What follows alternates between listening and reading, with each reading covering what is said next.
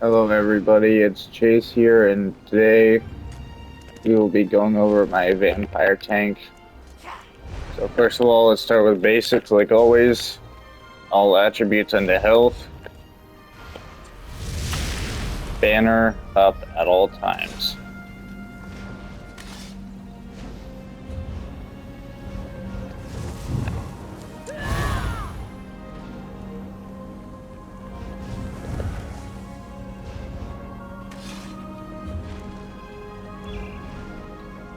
Now let's go over the gear. Never mind, give me a second. So it's very important that you're on stage 4 on this build, because the whole point of this build is that I'm always on the move.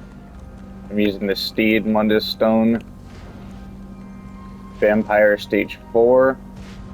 One of the passives from that skill line reduces cost of sprint by 50%. My food is the pack leader's bone broth. Talk about what my banner does in a little bit. Let's go over the gear. Alright, so I haven't been able to complete this build, but my sword is going to be infused with a tri-stack glyph that will restore health, magic, and stamina. And then my shield is infused with a max health glyph.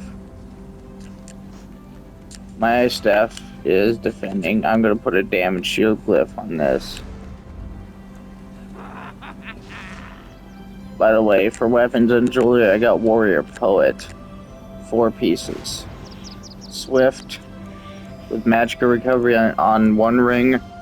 Swift with flame resistance on my necklace. And then Swift with stamina recovery on my mythic, which is the Ring of the Wild Hunt.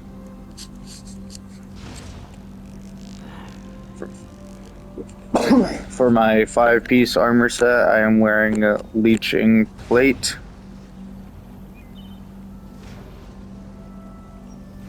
Boots with reinforced. Everything is max health glyphs. Again, reinforced pants and gloves. This bell is going to be infused. And then reinforced chest. And then my monster set is Thermalkin. So I have reinforced for the shoulders and then infused for the helmet.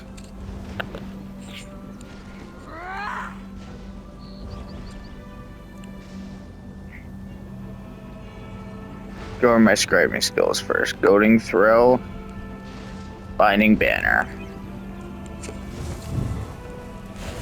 It's very important that you get your Assault and Support skill lines to level 5 for this build, otherwise you won't be able to get the banner. And I'll show you how to make the scribing abilities. So what you do is get the shield throw, put a taunt on it, so this is going to be your ranged taunt. Thief Swiftness, you basically turn into ghost mode, you can walk through enemies. And then Vitality, so this will give you major vitality on return. And then the next one is your Banner Bearer. Immobilize. This will give you immunity to snares, which is very important. Thief Swiftness reduces cost of sprint by 22%. Again, important for this build. And then gain minor heroism at all times. Which, again, very important for this build because I'm not always light and heavy attacking. I'm usually blocking and running. The whole point of this build is that you're always on the move.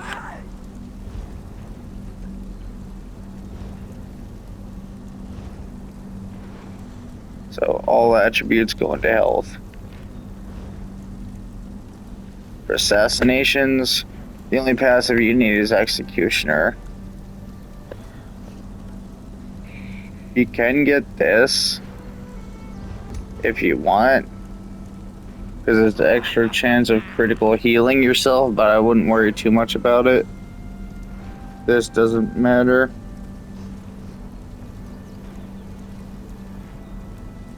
This one doesn't matter either. Shield weapon. This one goes on your back bar. The reason I'm using it is it gives you minor expedition while slotted on either ability bar, which increases movement speed by 15%. Now here's your front bar ultimate. This gives you major protection when you're standing in it.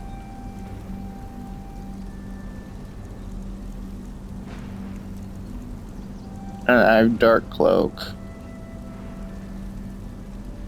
This is your burst heal.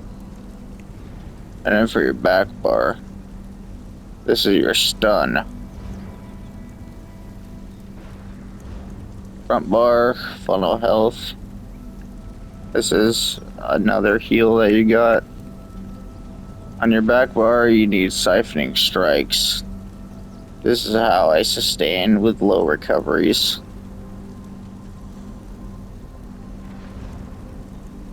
Every passive for these two skill lines need to be maxed out. Same with the one-handed shield. And like I said, Golden Throw goes on your front bar, because you won't be able to use that on your back bar anyways, because it's a one-handed shield ability. So if I tried slotting down that, it would say that you can't use it. Crushing Shock goes on your back bar. This is your ranged interrupt. Since you're always moving, you need a ranged interrupt. Every passive for heavy armor, every passive for the vampire, your back bar ultimate is Perfect Scion.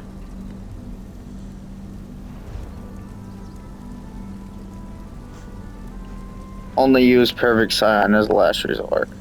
And on your front bar, you got Resolving Vigor. It's important that this is slotted on both bars, and I'll show you why.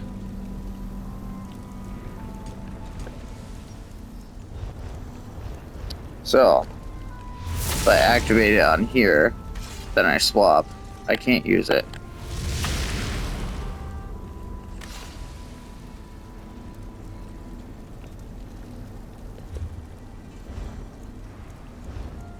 So it's important that it's slotted on both bars.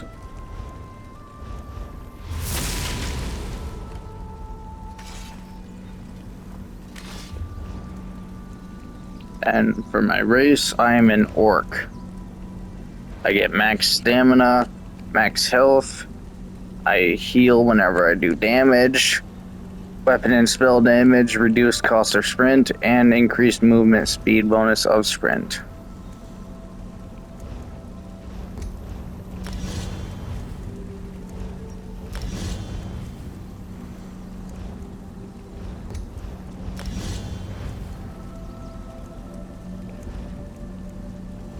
These two passives need to be maxed out.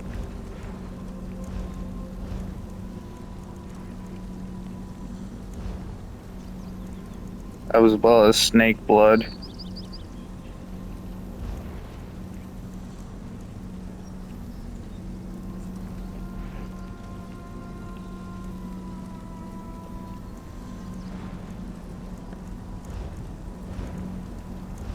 You don't need this passive because you're already fast enough on foot.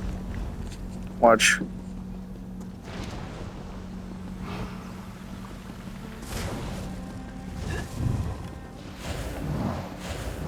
Now, here's how the sustain works.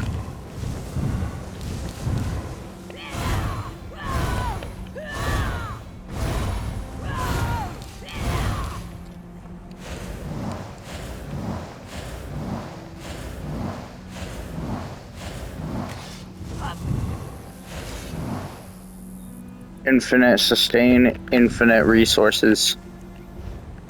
I don't even have 500 recovery on this build and I still never run out.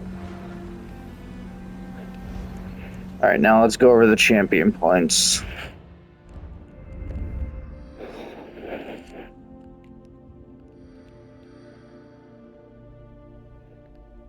Friends in low places.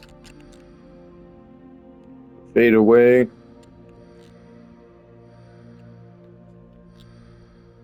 Rashner. And then Steed's Blessing.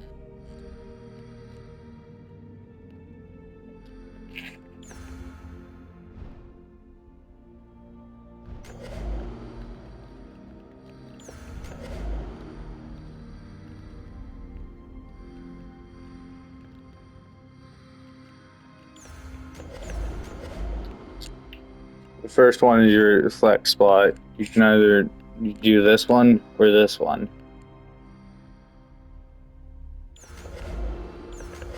That's your flex spot.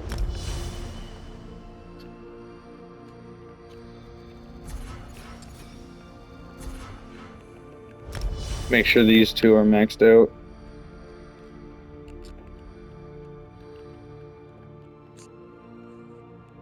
This one can be maxed out and slotted if you want. That's up to you. Like I said, that one's your flex spot.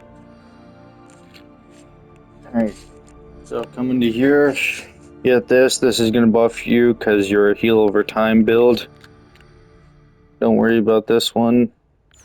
Or if you want, you can get it. But I would replace this with it.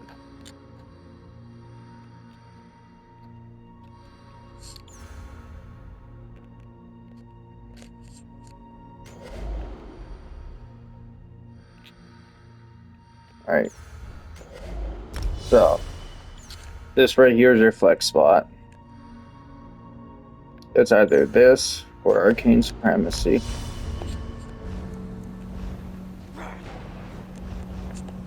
You have less magicka, but that still doesn't matter because look at that sustain. You got resources for days.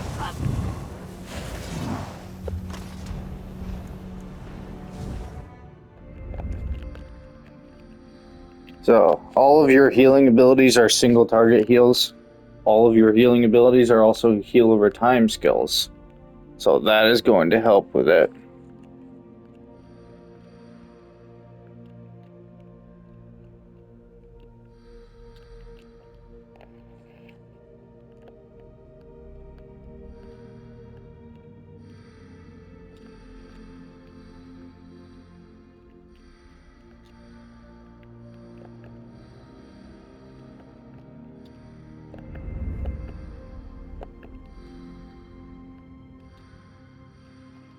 Alright, so come over here, max this out. This is going to increase your healing because of you running leeching. Leeching does poison damage, and you heal for 115% of the damage done.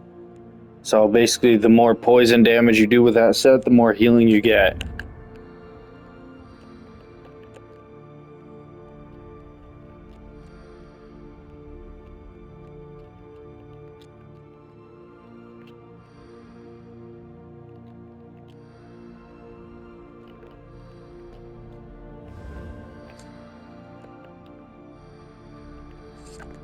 Alright, so get Boundless Vitality. Slippery. This is your flex spot. It's either Slippery or Spirit Mastery. That's your flex spot. Come over here and get Expert Evasion.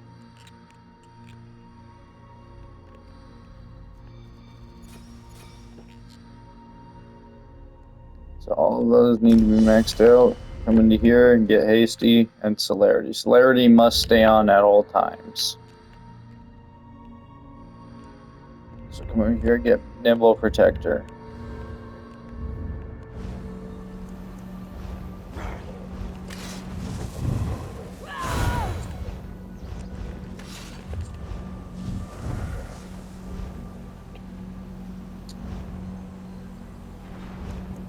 But I'm also an orc. And my class is a Nightblade.